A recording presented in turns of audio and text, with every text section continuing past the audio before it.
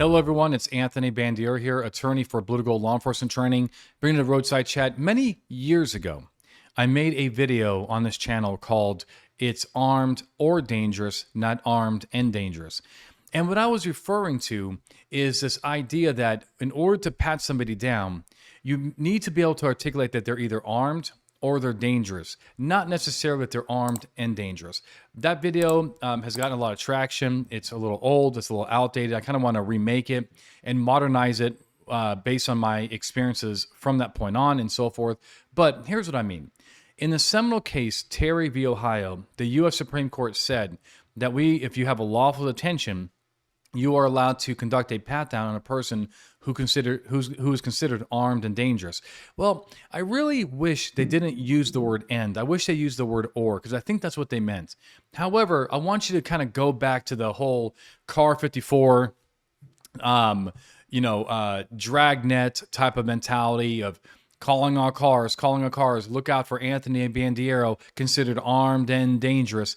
And I just think they grabbed that Hollywood byline and they put it in their Supreme Court case, okay, in Terry. Now, if you actually look at the cases from Terry to today, it's really armed or dangerous. And here's what I mean by that. Generally speaking, when you are detaining a person for criminal activity and you know that they're armed, right? Whether it's open carry, the knife is in their pocket, you can see a printing, of the firearm on their waistband area and so forth. The courts overwhelmingly allow you to disarm that person while you conduct their business. In other words, they're saying armed is dangerous, right? So it's basically armed and dangerous. But that's the way I look at it. Now, at the same time, please, before we move on to danger, don't misunderstand me. The Second Amendment, you need the Second Amendment to have the First Amendment. You need the First Amendment to have all the other amendments. The point is, I am very pro-firearm, okay? I don't live in a world where I think that everybody armed is a danger. In fact, I, to my core, believe that an armed society is a polite society, okay? And, I think that more guns, less crime. So the point about that is that if I stop, when I was a trooper, if I stopped somebody who was lawfully carrying a firearm and they had their firearm permit or they were open carrying, which you don't need a permit in Nevada, and they were, hands where I could see them, they weren't playing any games and making me feel like my safety is at issue, but they're like, hey, how you doing, sir? Here's my license, registration, insurance, maybe my CCW. Also got my gun on me right now. I did not disarm those people, okay? Why? Because I'm not scared of them. I'm not scared of a person who is transparent about their firearm. I'm scared about the guy who's not transparent about the firearm, especially when I ask about any weapons in the vehicle, right?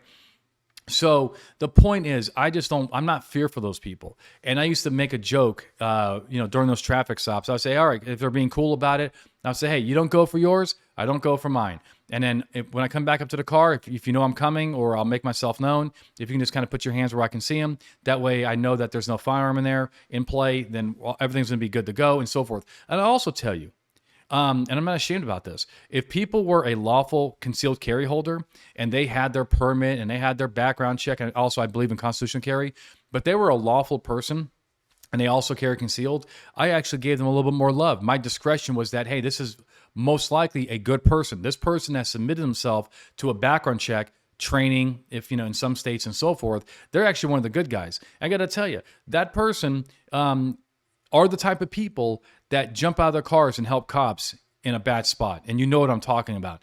If you were getting beat up by a gang of thugs, 1-on-3, and that person was driving by and they saw you, they would be the ones to stop their car and get involved in that mix and save your life. So, and it's true. So now we have armed. Generally speaking, armed is dangerous, okay? Now, dangerous people are often considered armed. And that's what I want you to look at it. So why do you think they're a danger? There's just tons of cases out there. I'll put some in the description below. There's just tons of cases out there that talk about, hey, there's no particular evidence that the person has a gun or knife on them, but they're just a dangerous person. They're involved in dangerous, crimes and so forth. Your strong arm robberies, your armed robberies, of course, right? Your burglaries. That's a dangerous thing. Going into a person's home is a very dangerous thing to do. People get killed over that kind of stuff. Oftentimes those people have weapons, right? So they're, and what factors are in play here? Well, certainly the crime at issue. A person jaywalking is not going to be nearly as dangerous as a person suspected of, prowling a business at night, right? High crime areas, that just makes sense. The fact that they're maybe affiliated with a gang, that's a huge factor. The fact that it's three of them, one of you. It's just, and these are, and again, you also have some other indicators are dangerous. I'm not talking about just because there's three people you're out with, you can start patting them down. No, but three people versus one cop is just more dangerous for you. So their attitude is also a very important factor. The security feel, that's when a person either consciously or consciously feels their waistband to make sure the gun is still there, right? So all the way they walk, some people that walk with firearms have this, a gait. It's called a gait is a way of walking. They indicate that they actually have a firearm because they're, again, security feeling. They're favoring one side. When you contact them, they blade and so forth. But the point is, I want you to mentally, when you're working out there, I want you to think about armed or dangerous and articulate why. But when you write your report, you put in there, I consider the person armed and dangerous for these reasons. Okay? That's my mentality. Again, I'll put some cases below.